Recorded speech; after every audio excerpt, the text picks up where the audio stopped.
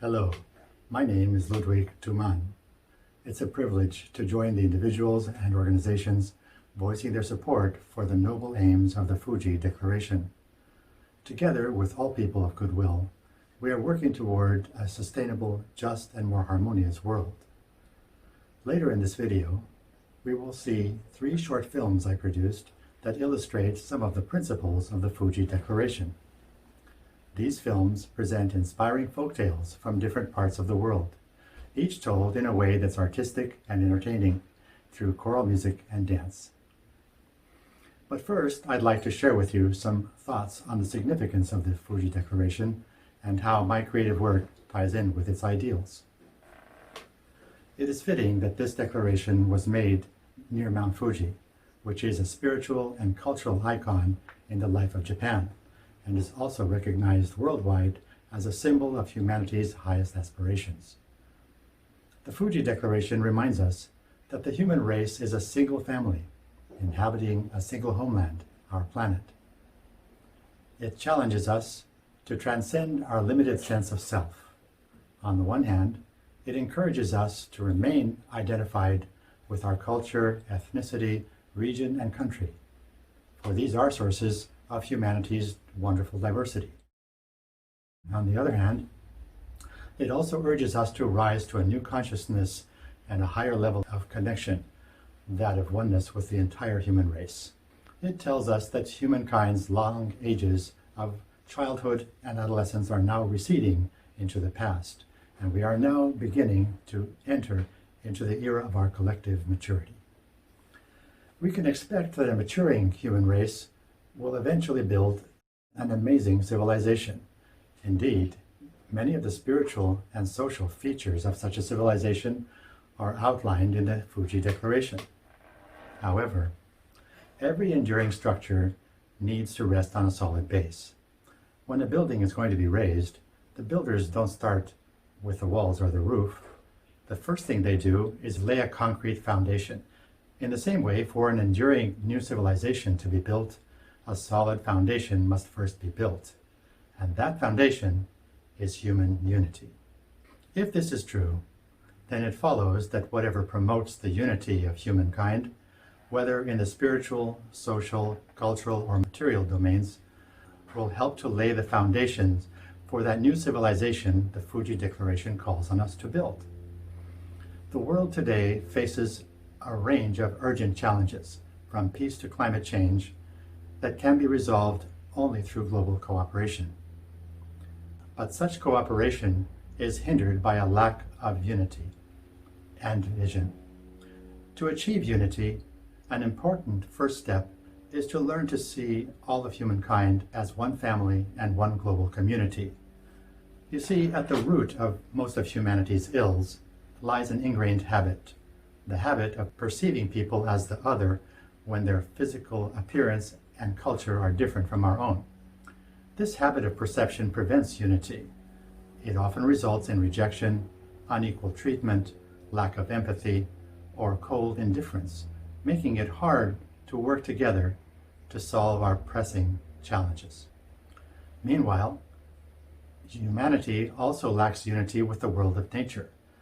At the root of this problem lies an ideology called consumerism, the myth that human happiness comes not from our inner spiritual life, but from ever greater levels of material consumption.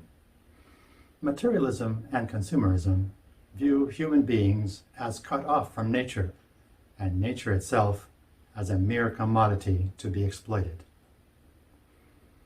Consumerism is the mindset driving worldwide deforestation, pollution, soil degradation, and climate change, pushing 1 million species to the brink of extinction. It is clearly a task for educators throughout the world to teach about the oneness of humankind and about our critical need to relate to nature in a sustainable, harmonious way. So, as an artist, I ask, what can the arts do to address these problems at the root? How can the arts help to change our habits of perception? How can they help to bring about a consciousness and a mindset conducive to our unity with one another and with nature? The answer lies in the fact that the arts have a unique ability both to illumine our minds and to touch our hearts. For my part as a composer, the music I write seeks to promote unity. It seeks to promote the awakening of the divine spark in our hearts and the awareness that humanity, and indeed all of life, is one. My creative work is part of a 21st century movement among artists of many kinds who seek to contribute to the cultural and social discourses of the time we live in. In my published writings, I have long been an advocate of an emerging, world-embracing, artistic vision that views the earth and humanity as a single whole, and the diverse arts and cultures of the world as organically related to one another. Like NASA astronauts who gaze on the blue ball of the earth floating in space, I see myself both as an American and as a world citizen. I regard humanity as one family and the world's diverse cultures as our universal heritage. That perspective led me to begin a lifelong journey to immerse myself in the musical traditions of various countries. In my work as a composer, I draw on musical features found in cultures on all continents, whose music resonates with me on a deep level. A love for humanity and also for nature is the foundation for the values that inform my work as an artist.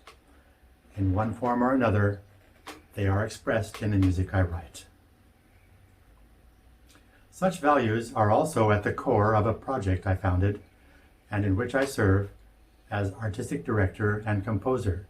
It's called Choral Tales, and the short films we are going to see are its productions. Through the arts, the Choral Tales project aspires to do its part to bring healing, unity, and peace by engaging the public with compelling stories that help to dissolve prejudices, promote human unity, foster a harmonious relationship with nature, and transition toward a sustainable mindset. Using original choral music and dance, Choral Tales is an ongoing endeavor that presents inspiring folk tales from cultures around the world. Both lighthearted and serious, the selected stories are gems which speak in the authentic voices of the world's peoples and draw on a timeless body of wisdom. Each story is told through song by a choir, while on the same stage, the story is acted out in dance. Each story has a timely theme, such as compassion, generosity, human rights, equality of women and men, kindness to animals, and living in harmony with nature. Each story also represents one of the many cultures in the world. Taken together, the works of the Choral Tales project illustrate humanity's common aspirations and foster an appreciation both for cultural diversity and for the oneness of humankind. The project records the Choral Tales performances as videos. The videos and the music are then promoted to various kinds of audiences for their artistic enjoyment. They are also made available to community choirs and dance ensembles for their use, to the music and dance departments of colleges and universities in the United States and abroad, and as material for discussion groups. Our first three productions were based on tales from Scotland, China, and Tanzania. Plans for the next stage involve tales from the United States, Mexico, India, the Pacific Islands, and possibly the Middle East. We have plans for many more productions, resulting eventually in a colorful cross-section of humanity. Today, a growing number of corporations are giving greater attention to their role as community stakeholders. We invite such corporations and like-minded individuals to sponsor us when they find that their values align with those of the Choral Tales project. Now, let's see the short films I promised. The artists who participated are acknowledged in the scrolling credits at the end of the third video. These films will be even more meaningful if we know a little in advance about the story they tell. So I'll summarize each one before it plays. The first film is based on a folk tale from Tanzania in East Africa. It's called Cat's Protector.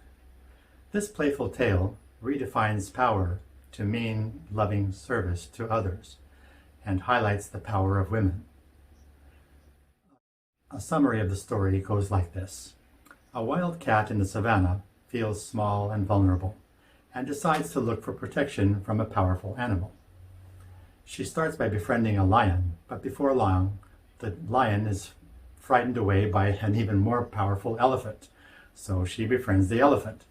But eventually the elephant is frightened away by a man's rifle shots, so the cat befriends the man and follows him to his home. But there, a woman, his wife, welcomes him, takes his rifle, and puts it away. To the cat's surprise, everyone wants to be around the woman, for her power comes not from intimidation and the threat of violence, but from loving service. So the cat decides the woman is the strongest of creatures and keeps her company from then on.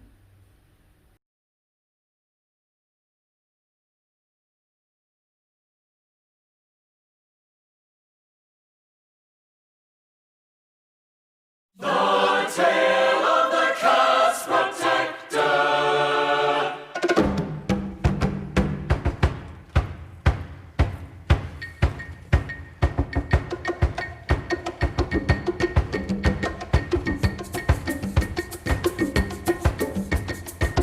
Cat was so small, so small, so small. Cat was so small, so small, so small. It was her great sorrow, sorrow, sorrow.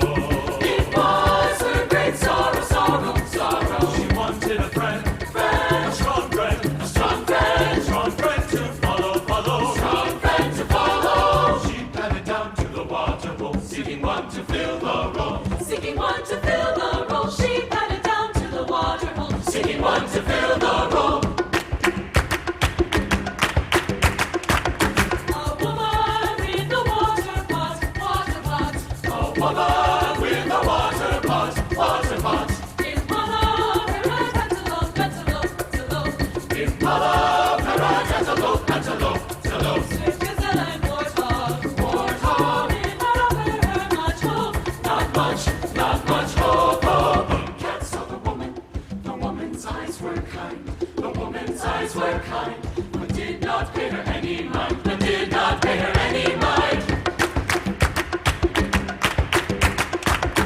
Cat chose the lion, pacing proud. Cat chose the lion, pacing proud. Saw antelope flee when he rolled up down. Saw antelope flee when he rolled up. Lion, lion, lion, lion was Cat's new friend. Friend, new friend, was her new friend.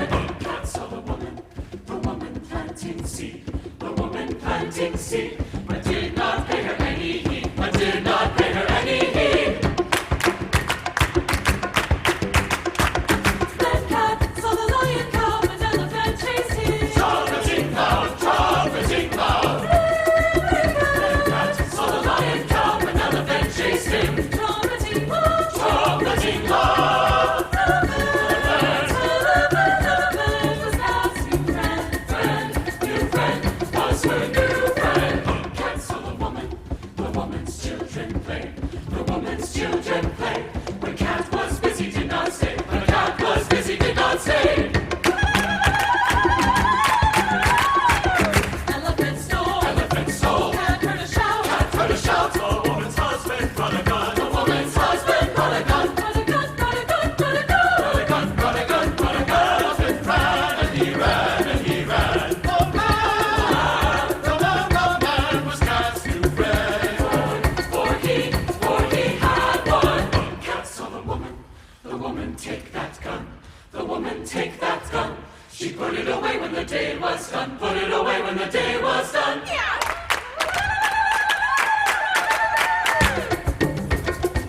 Cat chose the woman, the woman. Cat chose the woman, the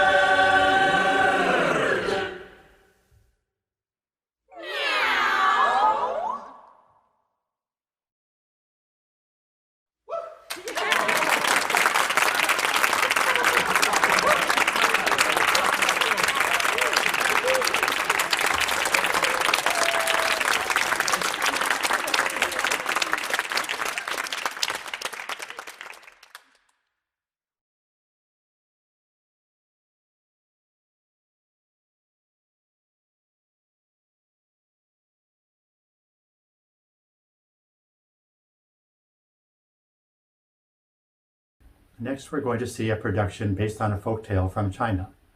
This is a touching story, exploring the rewards of kindness and generosity, and is called Lord of the Cranes.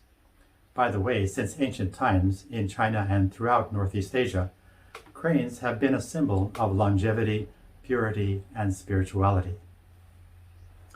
Here's a summary of the story. The Lord of the Cranes is an immortal named Xian. He lives in the heavens on misty mountaintops.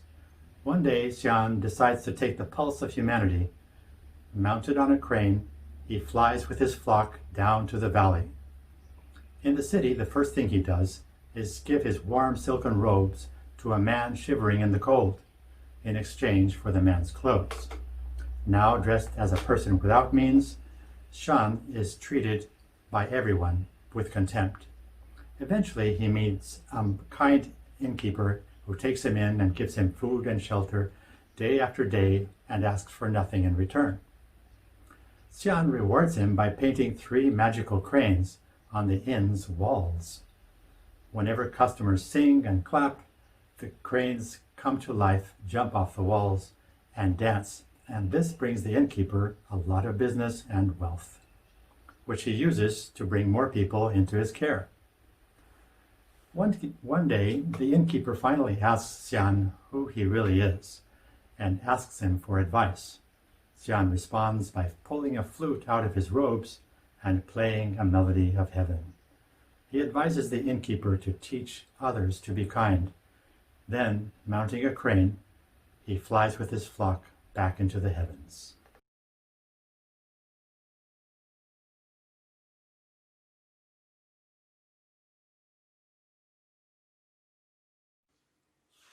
The story of John, the Lord of the Cranes.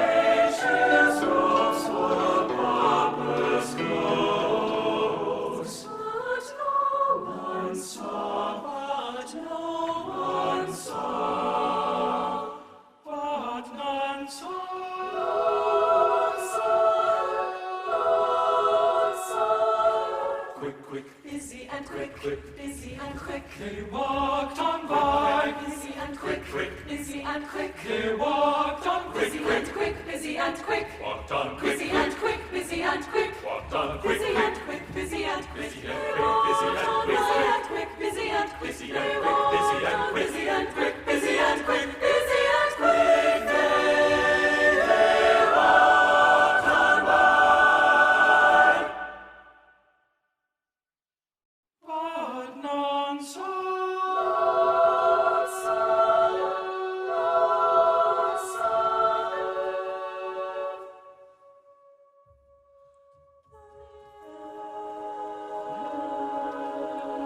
Lit thy doors wide open, kind host all shone. Lit thy doors wide open, Kind host all shone.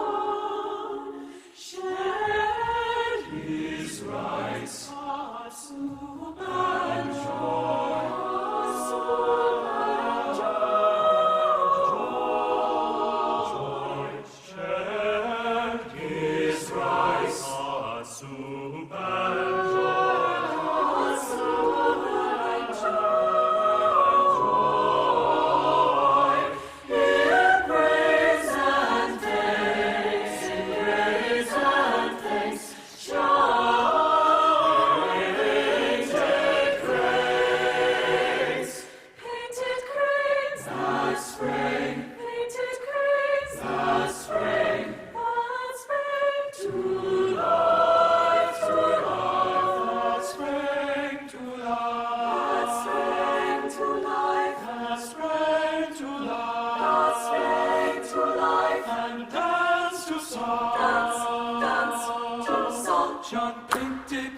that bring to life and dance to song. John painted grains that spring to life and dance to song. That spring to life and dance to song. That spring to life and dance. That spring to life and caper to songs. That spring to life and dance. That spring to life and dance to songs. That spring to life and dance. That spring to life and caper to songs. That spring to life and dance. That spring to life and caper to songs. That spring to life and dance. Be improved,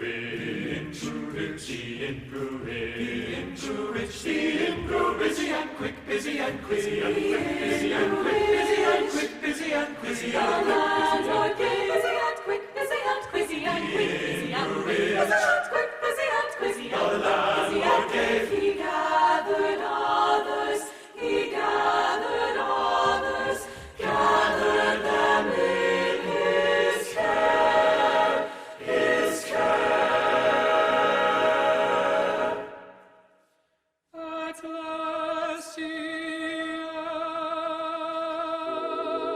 asked, "Who are you?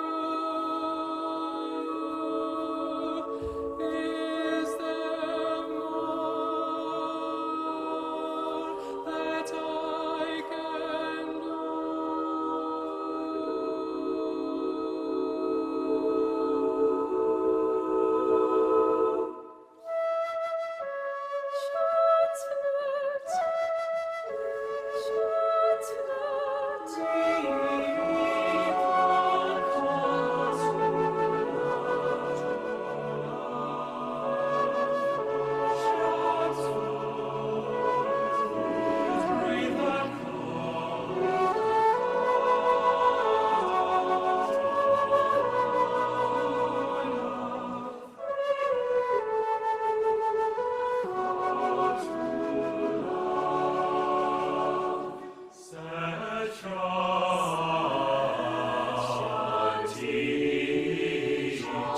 teach others to be kind.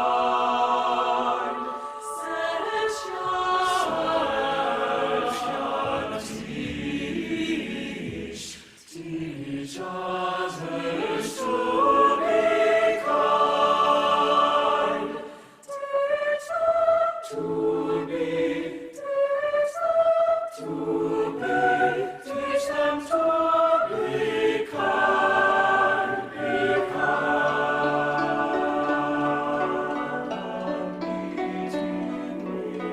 And meeting things he threw away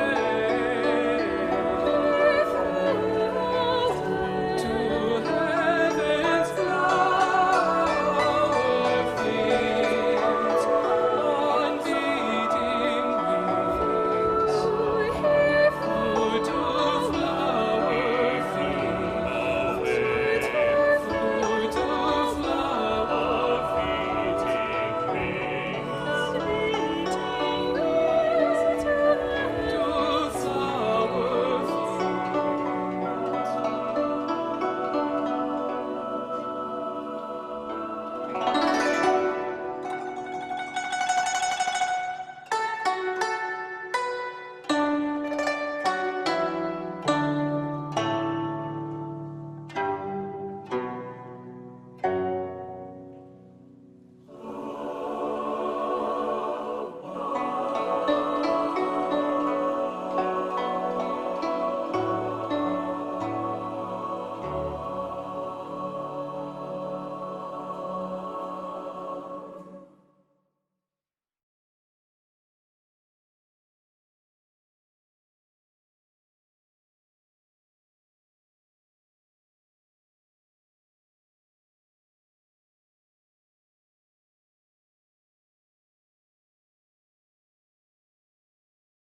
The third and last short film is called The Happy Man's Shirt.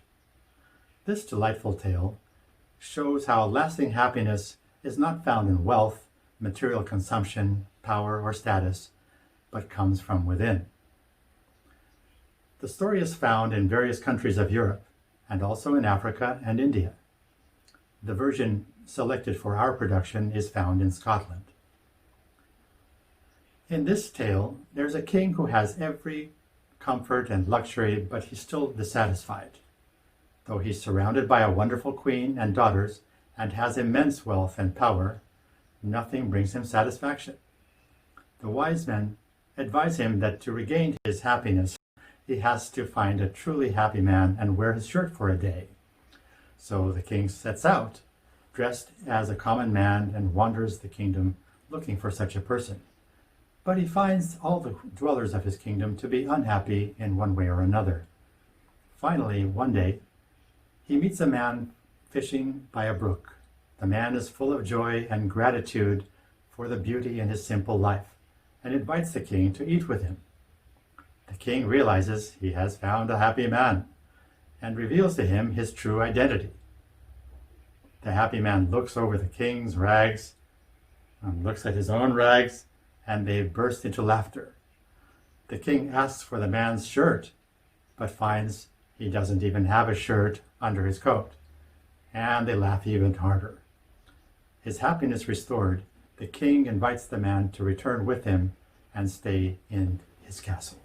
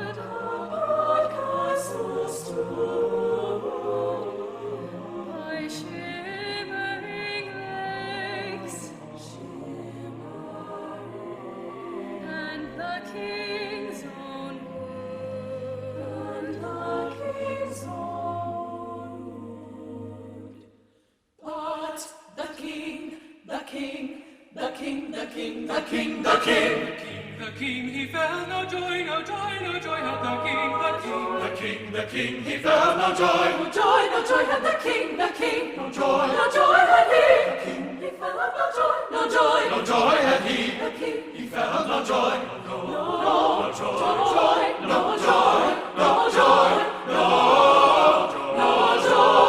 no joy had the king, the wise, oh the good, they say his cure was a happy man's shirt. The wise, oh the good, she said the cure was a happy man's shirt. And the cure, and the cure, and the cure was a shirt of a happy man. And the cure, and the cure, and the cure, and the cure was a shirt of a happy man. The shirt of a happy man. The shirt of a man. A happy man. The shirt of a man. A happy man. The shirt of a man. What kind of a man? The shirt of a happy man.